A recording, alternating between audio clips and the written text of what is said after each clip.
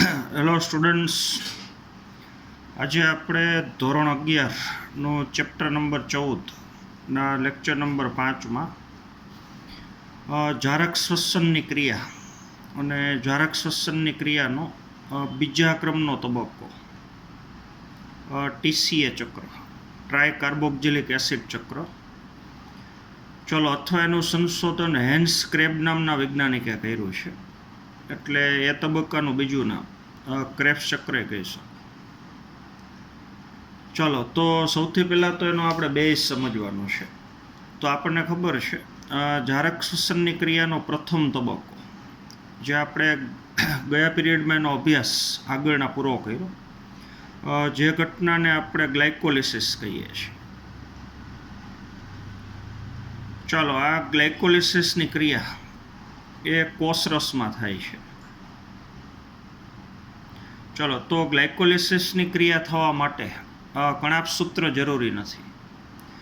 ચલો, હવે આપણને ખબર છે ગ્લાયકોલિસિસની ક્રિયામાં એક ગ્લુકોઝનો અણુ તૂટવાથી છેલ્લી નિપજ તરીકે બે અણુ પાયરુવિક એસિડના બને છે. ચાલો, તો ગ્લાયકોલિસિસ પૂર્ણ થયા પછી ગ્લુકોઝનો અણુ તૂટ્યા પછી જે પાયરુવિક એસિડના અણુ છે એ કોષરસની અંદર છે. એટલે કોષને અનુલક્ષીને જો આપણે આ ક્રિયા બતાવીએ, ચાલો, કોષમાં આવેલી અંગિકા એટલે કણાભસૂત્ર. તો આપણને ખબર છે કણાભસૂત્રમાં બે પટલ છે. ચલો, અત્યારે આપણે જે પટલ બતાવ્યું એ કણાભસૂત્રનું બાહ્ય પટલ છે. ચલો, અંદરનું પટલ ગળીમય હોય, આપણને ખબર છે. તો આ જે પટલ છે એને આપણે અંતઃપટલ કહી શકીએ. ચલો, હવે પહેલા તબક્કાની અંદર ગ્લુકોઝનો એક અણુ તૂટી અને એનું રૂપાંતરણ થઈ ગયું બે અણુ પાયરુવિક એસિડ. તો આટલી પ્રક્રિયા કોષરસમાં થઈ. ચલો, હવે પાયરુવિક એસિડ કોષરસમાંથી વહન પામી બંને અણુ અને જશે કણાભસૂત્રના આધારકમાં. ચલો, તો જારક શ્વસનનો પહેલો તબક્કો પૂરો થયા પછી, ગ્લાયકોલિસિસ પૂર્ણ થયા પછી પાયરુવિક એસિડના બે અણુનું પ્રસરણ કણાભસૂત્રના આધારકમાં થાય છે. ચલો, હવે કણાભસૂત્રની અંદર પાયરુવિક એસિડના અણુ દાખલ થયા પછી, ચલો, હવે જારક શ્વસનનો બીજો અને ત્રીજો તબક્કો થશે. જો જેમાં બીજો તબક્કો એ કણાભસૂત્રના આધારકમાં થશે અને ત્રીજો તબક્કો એ કણાભસૂત્રના અંતઃપટલમાં થશે. ચલો, તો બીજો અને ત્રીજો બે તબક્કો કણાભસૂત્રમાં થાય છે, પણ કણાભસૂત્રના અલગ અલગ વિસ્તારની અંદર થાય છે. બીજો તબક્કો કણાભસૂત્રના આધારકમાં થાય છે, અંદર જે પ્રવાહી ભરેલું છે એમાં. અને ત્રીજો તબક્કો એ થશે કણાભસૂત્રનું અંદરનું પટલ. જે અંતઃપટલમાં ગળીઓ પડે છે એ ગળીને આપણે ક્રિસ્ટી કહી શકીએ.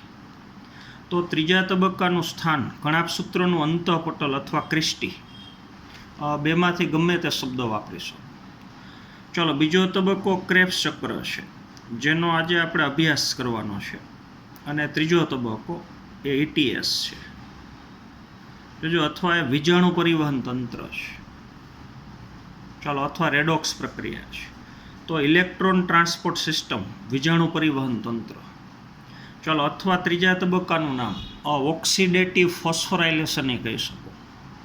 ઘણા બધા નામ છે. ચલો, તો હવે આ ખાસ યાદ રાખવાનું છે કે બીજો તબક્કો ક્રેબ્સ ચક્ર કણાભસૂત્રના આધારકમાં થાય છે અને ત્રીજો તબક્કો ETS એ કણાભસૂત્રનું અંતઃપટલ અથવા અંતઃપટલમાં આવેલી ગળી એટલે કે ક્રિસ્ટીમાં થાય છે. ચલો, હવે બીજો તબક્કો જ્યારે આધારકમાં થતો હોય ત્યારે બીજા તબક્કાની અંદર, ચલો, 2H+ આયન એટલે કે હાઇડ્રોજન આયન એ તબક્કાવાર દૂર થાય છે અને ભેગા 3 CO2 ના અણુ મુક્ત થાય છે. ચલો, 5 વખત 2H+ મુક્ત થશે અને 3 વખત CO2 મુક્ત થશે. જો ભાઈ એક પાયરુવેક એસિડના અણુનું વિઘટન ક્રેબ્સ ચક્રના આધારકમાં થાય, આપણે કણાભ સૂત્રના આધારકમાં, તો એને એક ક્રેબ્સ ચક્ર કહેવાય. તો બે પાયરુવેક એસિડના અણુ છે એટલે એક ગ્લુકોઝના અણુનું જારક શ્વસન થતું હોય તો કણાભ સૂત્રના આધારકમાં બે પાયરુવેક એસિડ દાખલ થાય. તો આ બીજો તબક્કો એ બે વખત થાય એટલે કે બે ક્રેબ્સ ચક્ર થાય. તો કણાભ સૂત્રના આધારકમાં પાયરુવેક એસિડ દાખલ થયા પછી પાયરુવેક એસિડના અણુનું વિઘટન થવાની ક્રિયા એટલે ક્રેબ્સ ચક્ર. તો એક પાયરુવેક એસિડના અણુનું વિઘટન થાય તો 5 તબક્કે હાઇડ્રોજન આયન 2H+ મુક્ત થાય, 3 તબક્કે CO2 મુક્ત થાય. તો આવી પ્રક્રિયા બે વખત થાય એટલે 10 વખત 2H+ મુક્ત થાય ને 6 CO2 મુક્ત થાય. ચાલો, તો એ ક્રેબ્સ ચક્ર છે. હાલો, આ તમે સમજી ગયા હશો. ચાલો, હવે બીજા તબક્કામાં જે 2H+ મુક્ત થયા, જોજો, તો એ 2H+ માંથી હવે ઇલેક્ટ્રોન દૂર થાય અને એ ઇલેક્ટ્રોન ઓક્સિજન તરફ વહન પામે. તો આ પ્રક્રિયા એટલે તો હાઇડ્રોજન આયનમાંથી ઇલેક્ટ્રોન મુક્ત થઈ વિજાણુ અને એનું ઓક્સિજન તરફ વહન થવાની ક્રિયા, ત્યારે વચ્ચે એટીપી બનશે.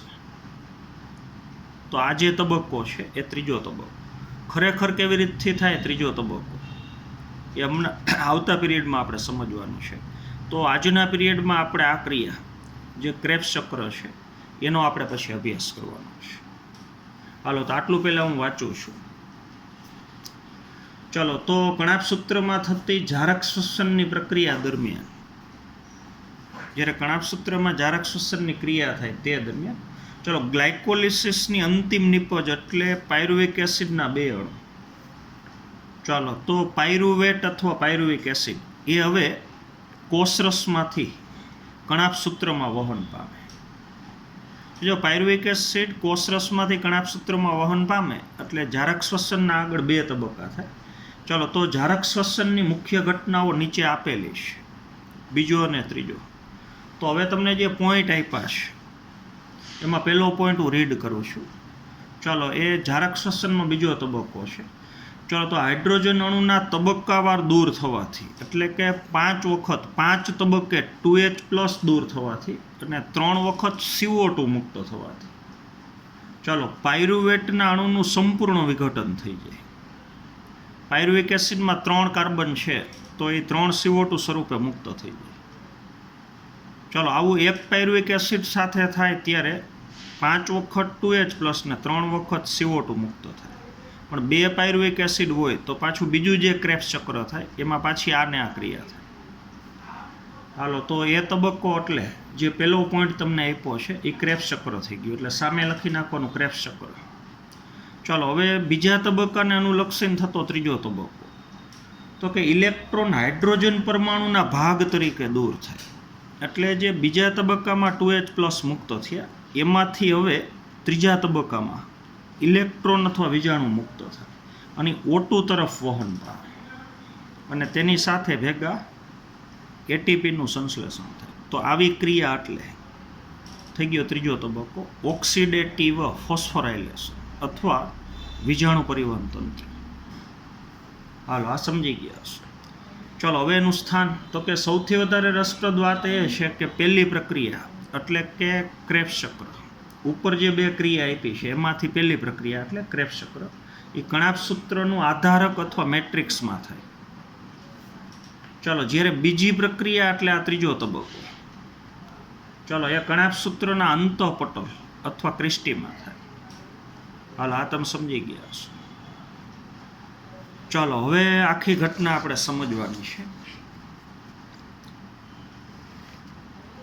ચાલો, હવે કણાભ સૂત્રની અંદર આપણે ક્રેબ્સ ચક્રની અંદર જે પાયરુવેક એસિડ ભાગ લેવાનો છે એ અત્યારે કણાભ સૂત્રમાં છે. તો કણાભ સૂત્રના આધારકમાં જે પાયરુવેક એસિડ છે એમાં 3 કાર્બન છે. જો બરોબર આપણે સમજવાનું છે. તો પાયરુવેક એસિડના અણુમાં 3 કાર્બન છે. ચલો, તો પાયરુવેક એસિડનો અણુ કણાભ સૂત્રના આધારકમાં દાખલ થયા પછી જોજો એનું રૂપાંતરણ થઈ જાય એસિટાઇલ કોએન્ઝાઇમ. ચલો તેમાં કાર્બનની સંખ્યા 2 હોય. ચલો તો પાયરુવિક એસિડનો અણુ કણાભસૂત્રના આધારકમાં દાખલ થયા પછી ફેરવાઈ જાય 2 કાર્બનવાળા સંયોજન. તો અહીંયા ડી કાર્બોક્સિલેશન થયું હોય એટલે CO2 મુક્ત થાય. જોજો અને એસિટાઇલ કોએન્ઝાઇમ એ બન્યું એટલે ભેગું કોએન્ઝાઇમ એ ભેગું દાખલ થઈ જાય. હાલો આ તમે સમજી ગયા હશો.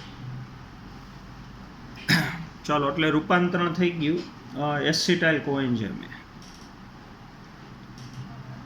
ચાલો અને ભેગું ડિહાઇડ્રોજિનેશન ઓક્સિડેશન થાય.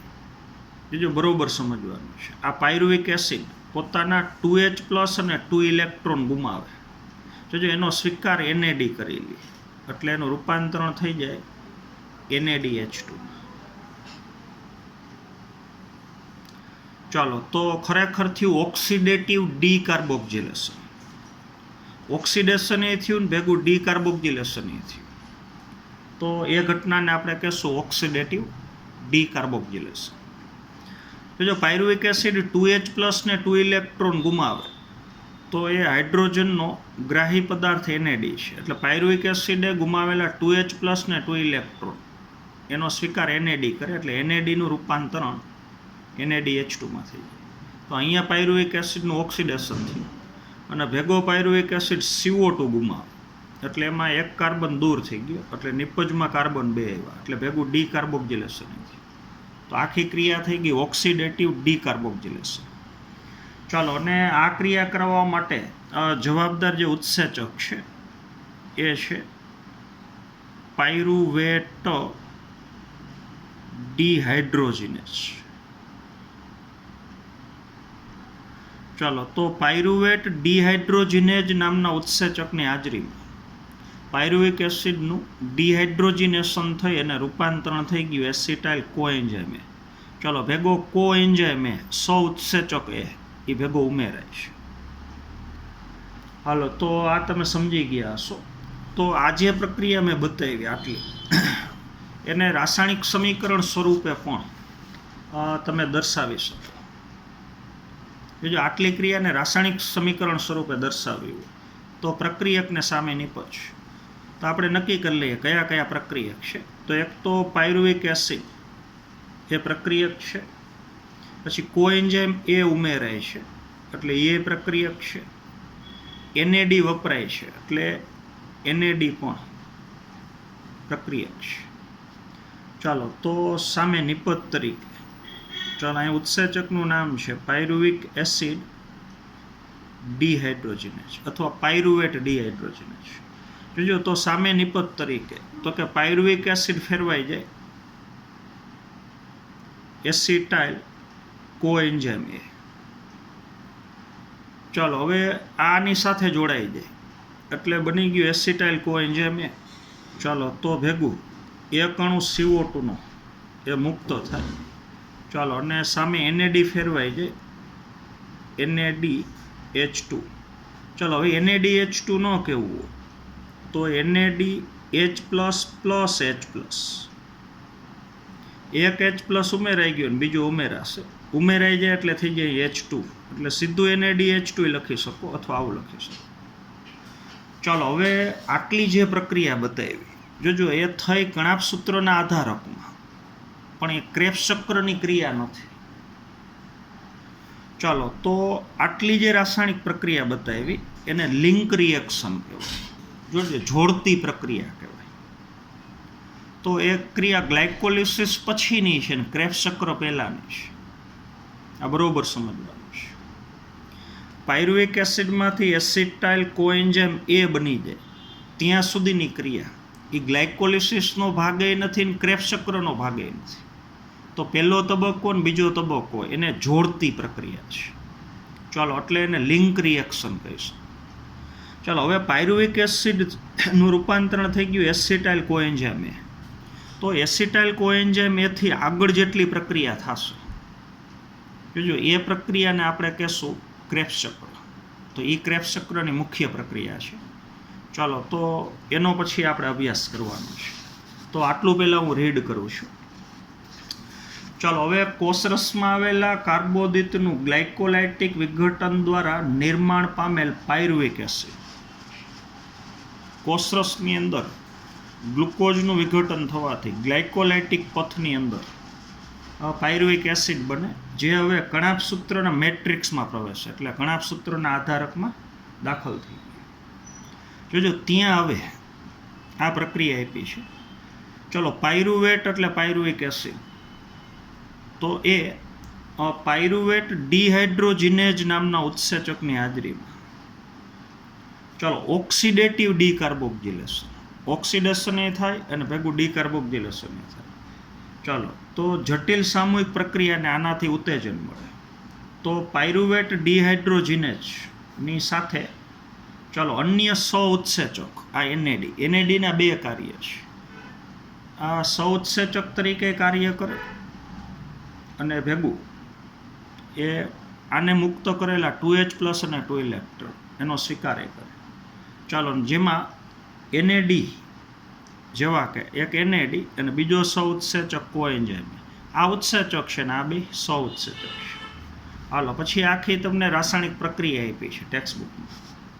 ચલો, હવે આ પ્રક્રિયા દરમિયાન પાયરુવિક એસિડના બે અણુનું વિઘટન. જો હમણાં આપણે વાત કરી રીતે એક પાયરુવિક એસિડમાંથી એક એસિટાઇલ કોએન્ઝાઇમ બને, તો નીચે એક ક્રેબ્સ ચક્ર થશે. ચલો, આવો બીજો પાયરુવિક એસિડનો અણુ છે, એનું આ જ રીતથી વિઘટન થાય, એટલે આટલી પ્રક્રિયા બે વખત થશે. એક પાયરુવિક એસિડમાંથી એક એસિટાઇલ કોએન્ઝાઇમ એ બને તો એક NaDH2 બને, પણ બેની પ્રક્રિયા ભેગી લ્યો તો અહીંયા બે NaDH2 બને, બે CO2 મુક્ત થાય, બે કોએન્ઝાઇમ એ ઉમેરાય. ચલો, તો આ પ્રક્રિયા દરમિયાન પાયરુવિક એસિડના બે અણુનું વિઘટન કે અપચય થવાથી ચલો NaDHના બે અણુનું નિર્માણ થાય અહીંયા. ચાલો, તો ગ્લાયકોલિસિસ દરમિયાન ગ્લુકોઝના એક અણુમાંથી જે નિર્માણ પામે આ પાયરુવિક એસિડ, બે પાયરુવિક એસિડ ગ્લાયકોલિસિસમાં એક ગ્લુકોઝના વિઘટનથી નિર્માણ પામે. ચાલો, હવે જે એસિટાઇલ કોએન્ઝાઇમ એ છે એ હવે ક્રેબ્સ ચક્રમાં આગળ દાખલ થાય. તો એસિટાઇલ કોએન્ઝાઇમ એ ત્યારબાદ ચાલો ચક્રીય પથમાં દાખલ થશે. આનો ઉપયોગ થઈ અને અલગ અલગ રાસાયણિક ઘટકોનો ઉપયોગ થઈ અને આખો ચક્રીય પથ થશે. એસિટાઇલ કોએન્ઝાઇમ એથી આવે, એને હવે આપણે કહેશું ક્રેબ્સ ચક્ર. ચલો, તો એ ચક્રીય પથને આપણે TCA ચક્ર, ટ્રાયકાર્બોક્સિલિક એસિડ ચક્ર હાલો, અથવા એને આપણે વૈજ્ઞાનિક હેન્ડસ્ક્રેબના નામ ઉપરથી ક્રેબ્સ ચક્ર કહી શકીએ. ચાલો, તો એનો હવે આપણે અભ્યાસ કરવાનો છે. ચાલો, તો એસિટાઇલ કોએન્ઝાઇમ એ જે બન્યો છે, બીજું આખું ક્રેબ્સ ચક્ર આપણે અહીંયા દર્શાવેલું છે. ચાલો, આ ક્રેબ્સ ચક્રની PDF તમને આપેલી છે, આખા ક્રેબ્સ ચક્રની. ચાલો, તો એ PDF જોતી જવાની છે અને ભેગો તમારે અભ્યાસ કરતો જવાનો છે. ચાલો, તો હવે આટલી જે પ્રક્રિયા છે, જોજો હમણાં આપણે દર્શાવ્યું એ જ છે કે પાયરુવિક એસિડમાંથી એસિટાઇલ કોએન્ઝાઇમ એ બને, તો આટલી પ્રક્રિયાને તમે લિંક રિએક્શન, જોડતી પ્રક્રિયા કહીશું. ચાલો, તો આટલી પ્રક્રિયા ગ્લાયકોલિસિસમાં ન આવે ને ક્રેબ્સ ચક્રમાં ન આવે. તો આટલી પ્રક્રિયા ગ્લાયકોલિસિસ પછીની છે અને ક્રેબ્સ ચક્ર પહેલાંની છે. ચાલો, હવે એસિટાઇલ કોએન્ઝાઇમ એ બની ગયો.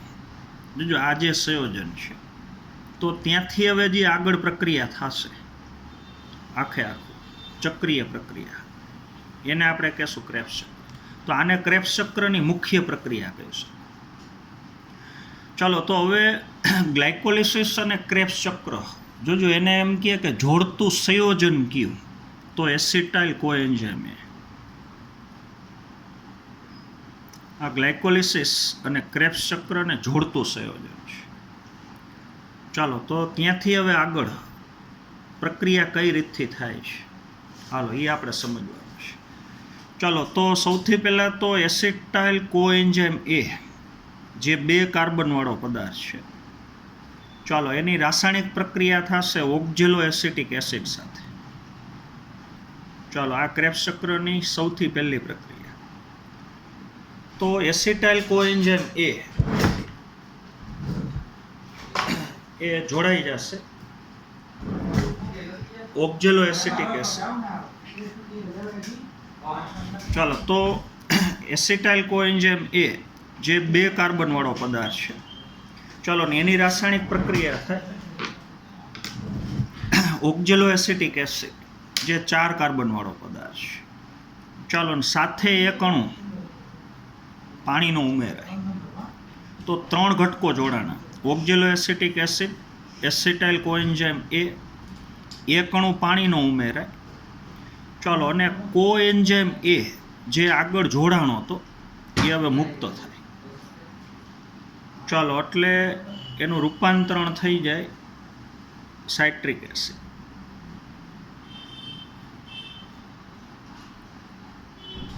ચાલો તો 6 કાર્બન વાળો પદાર્થ બન્યો. ઓક્ઝેલો એસિટિક એસિડમાં 4 કાર્બન, એસિટાઇલ કોએન્ઝાઇમ એમાં 2 કાર્બન, તો 4 ને 2 6 કાર્બન. તો ક્રેબ્સ ચક્રની સૌથી પહેલી નિપજ જો એ સાઇટ્રિક એસિડ છે. ચાલો તો ક્રેબ્સ ચક્રનું બીજું નામ સાઇટ્રિક એસિડ ચક્ર કહી શકો. બરોબર સમજી ગયા છે. આ બે પહેલા પ્રક્રિયક છે એસિટાઇલ કોએન્ઝાઇમ અને ઓક્ઝેલો એસિટિક એસિડ. એ બે સૌ પ્રથમ પ્રક્રિયક છે અને સાઇટ્રિક એસિડ એ સૌથી પહેલી નિપજ છે. તો આને સાઇટ્રિક એસિડ ચક્ર ક્રેબ્સ ચક્ર. ચાલો અથવા જે સાઇટ્રિક એસિડ છે જોજો એમાં કાર્બોક્સિલ સમૂહની સંખ્યા 3 હોય. એક જ સાઇટ્રિક એસિડના અણુમાં 3 કાર્બોક્સિલિક સમૂહ હોય એટલે આને TCA ચક્ર કહીશું. ટ્રાય કાર્બોક્સિલિક એસિડ ચક્ર. એવો એસિડ કે જેમાં કાર્બોક્સિલિક સમૂહની સંખ્યા 3 છે એટલે એને TCA ચક્ર કહીશું. ચાલો તો આ ક્રેબ્સ ચક્રની સૌથી પહેલી પ્રક્રિયા થઈ. જોજો હવે ટેક્સ્ટબુકની અંદર તમને આખું ક્રેબ્સ ચક્ર સળંગ આપેલું નથી. મુખ્ય પ્રક્રિયાઓની જ વાત કરી છે. પણ નીટ માટે ને MCQ માટે તમારે આખું ચક્ર વ્યવસ્થિત યાદ રાખવાનું છે. હાલો તો હવે આપણે લેતા જઈએ. ચાલો તો સાઇટ્રિક એસિડનું રૂપાંતરણ હવે જોજો થશે સિસ એકોનિટિક એસિડ. ચાલો ત્યારે એક પાણીનો અણુ મુક્ત થાય. પહેલી પ્રક્રિયામાં પાણીનો અણુ ઉમેરાણો, બીજી પ્રક્રિયામાં પાણીનો અણુ મુક્ત થાય. ચાલો હવે પહેલી પ્રક્રિયા કરવા માટે જવાબદાર ઉત્સેચક સાઇટ્રેટો સિન્થેટેજ છે. જોજો એને રેટ લિમિટિંગ ઉત્સેચક કહેવાય. આ જે ક્રેબ્સ ચક્રની પ્રક્રિયાનો દર છે એનું નિયમન કરતો ઉત્સેચક છે. ચાલો જો આ ઉત્સેચક સક્રિય જ ન હોય તો ક્રેબ્સ ચક્રની ક્રિયાનો પ્રારંભ જ ન થાય. તો ક્રેબ્સ ચક્રના દરનું નિયમન એના રેટનું નિયમન એ આ ઉત્સેચક કરે છે. ચાલો એટલે એને રેટ લિમિટિંગ ઉત્સેચક પણ કહી શકો. ચાલો હવે સાઇટ્રિક એસિડ એનું રૂપાંતરણ થઈ જાય સિસ એકોનિટિક એસિડ. ત્યારે પાણીનો એક અણુ દૂર થાય. ચાલો ક્રિયા કરવા માટે જવાબદાર ઉત્સેચક તો એકોનિટેજ ઉત્સેચક. ચાલો હવે થોડુંક આપણે ફટાફટ લેતા જાય. ચાલો સિસ એકોનિટિક એસિડ પાછો એક પાણીનો અણુ મેળવી અને એનું રૂપાંતરણ થઈ જાય આઇસોસાઇટ્રિક એસિડ. જોજો તો એના માટે જવાબદાર ઉત્સેચક એને છે એકોનિટેજ ઉત્સેચક. તો 2 રાસાયણિક પ્રક્રિયા એનું નિયમન એક જ ઉત્સેચક કરે એકોનિટેજ ઉત્સેચક. ચાલો પહેલી પ્રક્રિયામાં પાણીનો અણુ દૂર થાય, બીજામાં પાણીનો અણુ ઉમેરાય. હાલો તો હવે બેનું આઇસોસાઇટ્રિક એસિડ. ચાલો હવે આઇસોસાઇટ્રિક એસિડ જોજો એનું ડિહાઇડ્રોજિનેશન થઈ અને રૂપાંતરણ થઈ જાય ઓક્ઝેલો સક્સિનિક એસિડ. ચાલો તો અત્યાર સુધીની ક્રિયામાં ક્યાંય કાર્બન દૂર નથી થયા, 6 કાર્બન એમનો છે. જોજો અહીંયા હવે આઇસોસાઇટ્રિક એસિડ એમાંથી 2H+ ને 2 ઇલેક્ટ્રોન દૂર થાય એટલે એનું ડિહાઇડ્રોજિનેશન થાય અને એનો સ્વીકાર NAD કરે એટલે NADનું રૂપાંતરણ થઈ જાય NADH2. હાલ આ તમે સમજી ગયા હશો. ચલો, તો આ ક્રિયા કરવા માટે જવાબદાર ઉત્સેચક જો આઇસોસાઇટ્રેટ ડિહાઇડ્રોજિનેજ. એટલે આઇસોસાઇટ્રેટ ડિહાઇડ્રોજિનેજ ઉત્સેચકની હાજરીમાં આઇસોસાઇટ્રિક એસિડનું ડિહાઇડ્રોજિનેશન થઈને રૂપાંતરણ થઈ ગયું ઓક્ઝેલોસક્સિનિક એસિડ. ચાલો, હવે ઓક્ઝેલોસક્સિનિક એસિડ જે 6 કાર્બનવાળું સંયોજન છે એ પોતાનો એક કાર્બન ગુમાવે એટલે એનું ડીકાર્બોક્સિલેશન થાય એટલે CO2 મુક્ત થાય. ચાલો, તો એનું રૂપાંતરણ થઈ જાય 5 કાર્બનવાળો પદાર્થ આલ્ફા કીટોગ્લુટેરિક એસિડ. ચાલો, તો ઓક્ઝેલોસક્સિનિક એસિડનું ડીકાર્બોક્સિલેશન થઈને એનું રૂપાંતરણ થઈ ગયું આલ્ફા કીટોગ્લુટેરિક એસિડ. ચાલો, જે 5 કાર્બનવાળું સંયોજન છે. હાલો, અહીંયા CO2 મુક્ત થયું. ચાલો, હવે ઉત્સેચકનું નામ છે ઓક્ઝેલોસક્સિનેટ. આગળ લગાડવાનું ઓક્ઝેલોસક્સિનેટ ડીકાર્બોક્સાઇલેસ. તો ઓક્ઝેલોસક્સિનેટ ડીકાર્બોક્સાઇલેસ ઉત્સેચકની હાજરીમાં ઓક્ઝેલોસક્સિનિક એસિડનું ડીકાર્બોક્સિલેશન થઈ અને રૂપાંતરણ થઈ જાય આલ્ફા કીટોગ્લુટેરિક એસિડ. ચલો, હવે ટેક્સ્ટબુકની અંદર જે તમને ક્રેબ્સ ચક્ર આપેલું છે ડ્રો કરી, તો એ એકદમ ટૂંકમાં છે. તો ટેક્સ્ટબુક પ્રમાણે એમ યાદ રાખવાનું છે, પણ આખું ચક્ર આપણે જે પ્રમાણે દર્શાવ્યું છે એ પ્રમાણે યાદ રાખવાનું છે. ચલો, હવે આલ્ફા કીટોગ્લુટેરિક એસિડ જો એનું રૂપાંતરણ થઈ જાય સક્સિનાઇલ કોએન્ઝાઇમે. જો તો પાછો એક કાર્બન ઘટ્યો એટલે ઉપરી 2 વખત ડીકાર્બોક્સિલેશન થયું. એક CO2 અહીંયા મુક્ત થયો ને એક અહીંયા થશે. તો આલ્ફા કીટોગ્લુટેરિક એસિડ એનું રૂપાંતરણ થઈ જાય સક્સિનાઇલ કોએન્ઝાઇમે. જો વળી પાછું કોએન્ઝાઇમ એ આવ્યું એટલે પાછો કોએન્ઝાઇમ એ ઉમેરાય. જો ડીકાર્બોક્સિલેશન થાય એટલે CO2 મુક્ત થાય. ચાલો, પણ ભેગું ઓક્સિડેશન એ થાય એટલે આલ્ફા કીટોગ્લુટેરિક એસિડ CO2 તો ગુમાવે, ભેગા 2H+ ને 2 ઇલેક્ટ્રોન ગુમાવે. તો એનો સ્વીકાર કરે NAD એટલે રૂપાંતરણ થઈ જાય NADH2. ચલો, ક્રિયા કરાવવા માટે જવાબદાર ઉત્સેચક તો આલ્ફા કીટોગ્લુટેરિક એસિડ ડિહાઇડ્રોજિનેજ. આ એસિડનું નામ આગળ લખી નાખવાનું આલ્ફા કીટોગ્લુટેરિક એસિડ ડિહાઇડ્રોજિનેજ. હાલો, નિપજ તરીકે બન્યું સક્સિનાઇલ કોએન્ઝાઇમે. ચાલો, હવે આ જે નિપજો બની કાર્બનિક સંયોજન જો એનો અન્ય ઘટકો બનવા માટે ઘણી વખત ઉપયોગ થઈ જાય. આ તમને ખબર છે, આપણે ખનિજ પોષણમાં અભ્યાસ કર્યો કે આલ્ફા કીટોગ્લુટેરિક એસિડમાંથી ગ્લુટેમિક એસિડ નામનો એમિનો એસિડ બની શકે. ચલો, એવી જ રીતથી સક્સિનાઇલ કોએન્ઝાઇમ એ બન્યું, એમાંથી ફાઇટોક્રોમ, સાઇટોક્રોમ, ક્લોરોફિલ એ પ્રકારના પ્રોટીન બની શકે જરૂરિયાત હોય તો. ચલો, એ તો એક સાઈડની પ્રક્રિયા છે. ચલો, હવે જે સક્સિનાઇલ કોએન્ઝાઇમ એ બન્યું જો એનું રૂપાંતરણ થઈ જાય સક્સિનિક એસિડ. સક્સિનાઇલ કોએન્ઝાઇમ એમાંથી બની ગયું સક્સિનિક એસિડ. જો એટલે વળી પાછો કોએન્ઝાઇમ એ દૂર થઈ જાય. હાલો, વળી પાછો ત્યાં પાણીનો એક અણુ ઉમેરાય. ચાલો, અને ક્રિયા કરાવવા માટે જવાબદાર ઉત્સેચક સક્સિનેટ થિયોકાઇનેસ. સક્સિનેટ થિયોકાઇનેસ એટલે સક્સિનેટ થિયોકાઇનેજ ઉત્સેચકની હાજરીમાં સક્સિનાઇલ કોએન્ઝાઇમ એનું રૂપાંતરણ થઈ જાય સક્સિનિક એસિડમાં. હાલ, આ તમે સમજી ગયા છો. ચાલો, ત્યાં કોએન્ઝાઇમ એ મુક્ત થાય, પાણીનો અણુ ઉમેરાય. જોજો, ને બીજું અહીંયા હવે ઉર્જા મુક્ત થાય ત્યારે GDP+P થઈને કાં GTP બને. જોજો, આવું પ્રાણીમાં છે. ચલો, પ્રાણીના કોષમાં જારક શોષણ થતું હોય તો એના કણાભસૂત્રના આધારકમાં જ્યારે ક્રેબ્સ ચક્ર થતું હોય ત્યારે ગ્વાનોસાઇન ડાયફોસ્ફેટ એમાં એક ફોસ્ફેટ ઉમેરાય એટલે રૂપાંતરણ થઈ જાય GTP પ્રાણીમાં. પણ વનસ્પતિ કોષમાં શોષણ થતું હોય તો એમાં પહેલાં GTP બને. બીજો બરોબર સમજો, પહેલાં GDP+P થઈને GTP બને, પછી GTPનું વિઘટન થવાથી જે ફોસ્ફેટ છૂટવો પડે એ ADPમાં ઉમેરાય એટલે પાછું છેલ્લે ATP બને. ચાલો, તો વનસ્પતિ કોષમાં અહીંયા 2 રાસાયણિક પ્રક્રિયા થાય. GDPમાંથી GTP બને અને GTPમાંથી પછી ATP બને. આવું વનસ્પતિ કોષમાં. પણ પ્રાણી કોષમાં ક્રિયા થતી હોય તો ખાલી જીડીપીમાંથી જીટીપી જ પડે. તો અત્યારે આપણે ચેપ્ટર વનસ્પતિ કોષ માટે ભણીએ છીએ. તો વનસ્પતિ માટે યાદ રાખવાનું કે પહેલાં જીડીપી પ્લસ પી થઈ અને બનશે જીટીપી. જોજો પછી પાછું જીટીપીનું વિઘટન થાય એટલે પાછું બને જીડીપી પ્લસ પી, અને જે ફોસ્ફેટ છૂટવો પડે એનો સ્વીકાર એડીપી કરે એટલે એનું રૂપાંતરણ થઈ જાય એટીપી. તો આવી બે પ્રક્રિયા થાય વનસ્પતિ કોષ માટે. ચાલો તો હવે નિપજ બેયની સક્સિનિક એસિડ છેલ્લી કણાભસૂત્રના આધારે. ચાલો હવે સક્સિનિક એસિડનું પાછું ડિહાઇડ્રોજિનેશન થાય એટલે બને ફ્યુમેરિક એસિડ.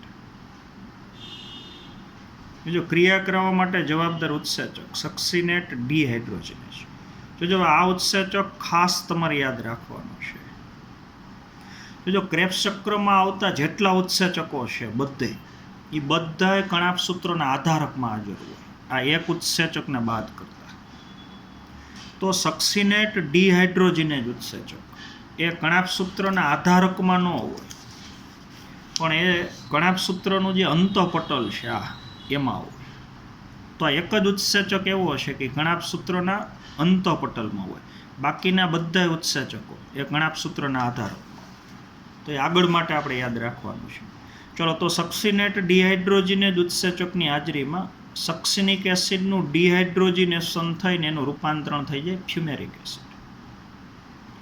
જો હવે આગળ જેટલી વખત હાઇડ્રોજન ગુમાવવાની ક્રિયા થઈ ત્યારે હાઇડ્રોજનનો સ્વીકાર એનએડીએ કર્યો. જેટલી વખત થયું ત્યારે 3 વખત થયું. એક વખત ક્રેબ્સ ચક્રની બહાર થયું અને 2 વખત ક્રેબ્સ ચક્રની અંદર થયું. તો આગળ જ્યારે 2H+ ને 2 ઇલેક્ટ્રોન ગુમાવ્યા તો એનો સ્વીકાર એનએડીએ કર્યો. તો જો એક પ્રક્રિયા એવી છે અહીંયા કે આ વખતે જે સક્સિનિક એસિડ 2H+ ને 2 ઇલેક્ટ્રોન ગુમાવે તો એનો સ્વીકાર એફએડી કરે, તો એનું રૂપાંતરણ થઈ જાય FADH2. ચાલો હવે ફ્યુમેરિક એસિડ એનું રૂપાંતરણ થાય મેલિક એસિડમાં અને ઉત્સેચક છે ફ્યુમેરેસ. ત્યારે પાણીનો એક અણુ ઉમેરાય તો ફ્યુમેરિક એસિડ પાણીનો એક અણુ મેળવી અને એનું રૂપાંતરણ થઈ જાય મેલિક એસિડ. ક્રિયા માટે જવાબદાર ઉત્સેચક ફ્યુમેરેસ. ચાલો અને હવે છેલ્લે બીજું મેલિક એસિડનું પાછું રૂપાંતરણ થઈ જાય ઓક્ઝેલો એસિટિક એસિડ. જોજો તો ક્રેબ્સ ચક્રનો પહેલો પ્રક્રિયક અને છેલ્લી નિપજ એ 2 ઓક્ઝેલો એસિટિક એસિડ પહેલાં વપરાય અને એ જ ઓક્ઝેલો એસિટિક એસિડ પાછો બની જાય. ચાલો તો ત્યારે મેલિક એસિડનું ડિહાઇડ્રોજિનેશન થવાથી જે 2H+ ને 2 ઇલેક્ટ્રોન મુક્ત થાય એનો સ્વીકાર કરે પાછો એનએડી એટલે રૂપાંતરણ થઈ જાય NADH2. હાલો આ તમે સમજી ગયા છો. જો તો ક્રેબ્સ ચક્રને સતત ચાલુ રાખવું હોય તો સતત આનું ઓક્સિડેશન થવું જોઈએ એસિટાઇલ કોએન્ઝાઇમ. તો એસિટાઇલ કોએન્ઝાઇમ એનું સતત ઓક્સિડેશન થઈ અને સતત એની હારે ઓક્ઝેલો એસિટિક એસિડ જોડાવા માટે આ પ્રક્રિયા સતત થવા માટે આનું સતત પુનઃનિર્માણ થવું જોઈએ. તો પહેલાં વપરાય પાછો બની જાય, વળી પાછો આની હારે જોડાય, વપરાય પાછો બની જાય. તો ક્રેબ્સ ચક્રને સતત ફરતું રાખવા માટે એસિટાઇલ કોએન્ઝાઇમ એનું સતત ઓક્સિડેશન થવા માટે આનું કન્ટિન્યુ પુનઃનિર્માણ થવું. જોજો હવે આપણે જે આ રાસાયણિક પ્રક્રિયા લીધી અત્યાર સુધીની એ થઈ ગયું પાયરુવિક એસિડના એક અણુનું વિઘટન. તો આવી પ્રક્રિયા આખી 2 વખત, કારણ કે આપણી પાસે પાયરુવિક એસિડના 2 અણુ છે. તો એક પાયરુવિક એસિડના અણુનું વિઘટન થાય તો એક ક્રેબ્સ ચક્ર થાય. તો આવો જ બીજો પાયરુવિક એસિડનો અણુ છે એનું વિઘટન થાય તો આને આ પ્રક્રિયા 2 વખત થાય. આ તમે સમજી ગયા હશો. ચાલો હવે એક પાયરુવિક એસિડના અણુનું વિઘટન થાય, જોજો બરોબર સમજો. તો 5 તબક્કે 2H+ મુક્ત થયા. ચાલો 3 વખત CO2 મુક્ત થયું અને એક ATP બન્યું. જોજો અહીંયા જે ATP બન્યું જ્યારે સક્સિનાઇલ કોએન્ઝાઇમ એમાંથી સક્સિનિક એસિડ બને છે. તો આને આધારક આધારિત ફોસ્ફરીકરણ દ્વારા બનેલો એટીપી કહેવાય. એવું આપણે ગ્લાયકોલિસિસમાં કીધું. ત્યાં કોષરસના આધારકમાં એટીપી બનતા હતા. અહીંયા કણાભસૂત્રના આધારકમાં એટીપી બને છે. તો આને આપણે કહેશું આધારક આધારિત ફોસ્ફરીકરણ દ્વારા બનેલો એટીપી. આ તમે સમજી ગયા છો. ચલો હવે એક પાયરુવિક એસિડના અણુનું વિઘટન થયું જોજો તો 5 તબક્કે 2H+ મુક્ત થયા. જો અહીંયા એક વખત 2H+ ને 2 ઇલેક્ટ્રોન મુક્ત થયા જેનો સ્વીકાર NAD એ કર્યો. આ એક વખત. ચલો અહીંયા બીજી વખત. ચલો આ ત્રીજી વખત. આ ચોથી વખત અને આ પાંચમી વખત. ચલો હવે 5 વખત 2H+ અને 2 ઇલેક્ટ્રોન મુક્ત થયા તો એમાં 4 વખત સ્વીકાર NAD એ કર્યો. એટલે 4 અણુ NADH2 ના બન્યા અને એક વખત સ્વીકાર FAD એ કર્યો. એટલે એક અણુ FADH2 નો બન્યો. તો 4 વખત 2H+ ને 2 ઇલેક્ટ્રોનનો સ્વીકાર NAD દ્વારા થયો. બીજું એક વખત ક્રેબ્સ ચક્રની બહાર અને 3 વખત ક્રેબ્સ ચક્રની અંદર. 1 2 અને આ 3.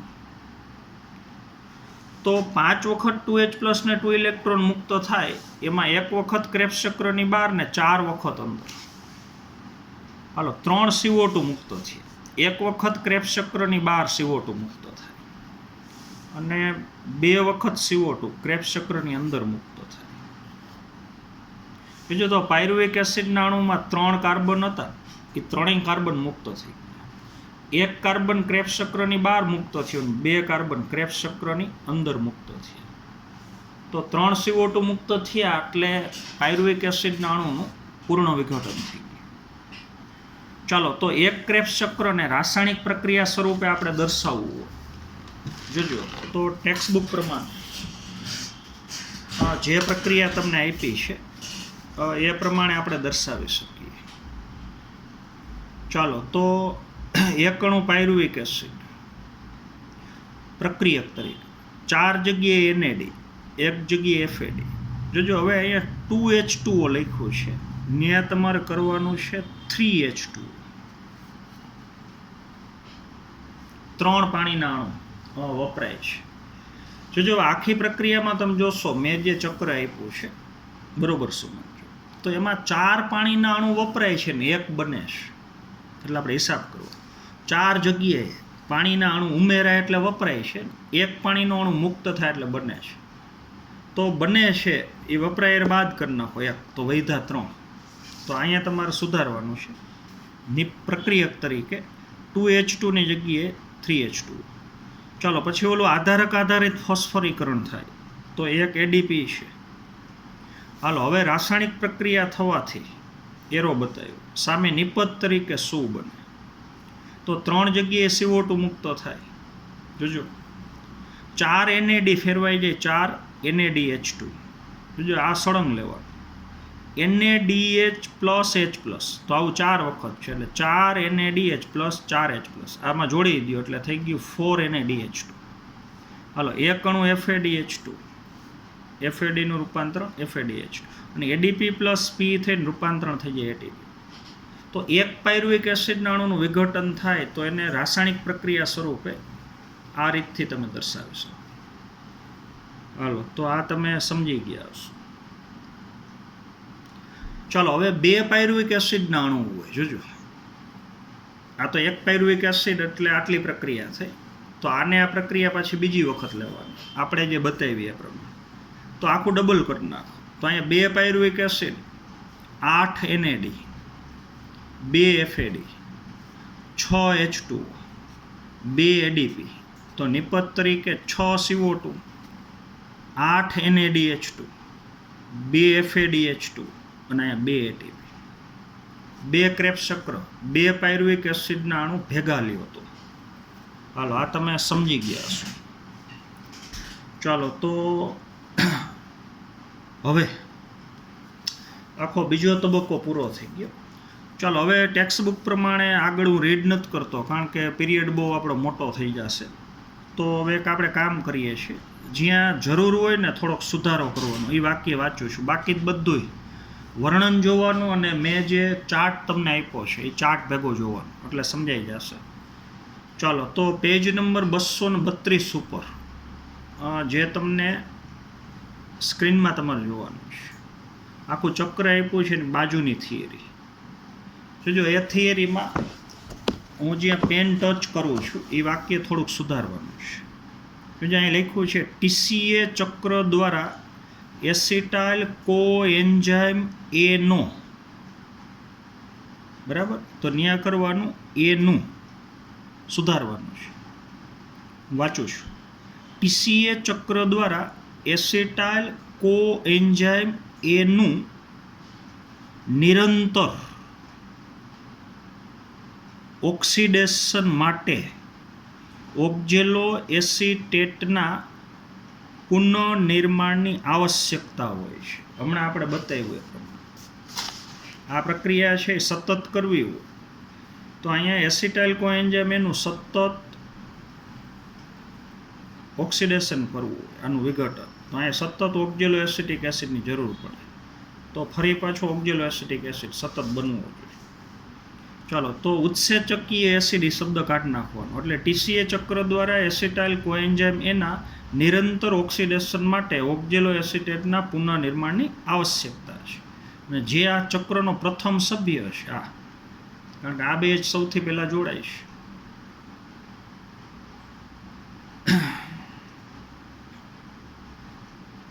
ચાલો, અને બીજું અહીંયા જે NaDH2 ને FADH2 બન્યા છે, તો આમાંથી પાછો NAD બનવું જોઈએ અને આમાંથી પાછો FAD બનવું જોઈએ, તો આગળ પાછો એનો ઉપયોગ થઈ શકે. એટલે NAD માંથી NaDH2 બન્યો છે, તો આ NaDH2 ને FADH2 એ હવે ત્રીજા તબક્કામાં જાય, ત્યાં એનું વિઘટન થઈ જાય એટલે FADH2 માંથી પાછો FAD બની જાય અને પાછો NAD, એટલે વળી પાછો એક ક્રેબ્સ ચક્રમાં આવી અને ત્યાં ફરી પાછું NAD નું રૂપાંતરણ NaDH2 ને FAD નું રૂપાંતરણ FADH2 માં થઈ જાય. ચાલો, તો આખો એક ક્વેશ્ચન તમને ટૂંકમાં આપ્યો છે. જોજો હવે કેટલી જગ્યાએ કૂદકા છે એ તમારે સમજવાનું છે.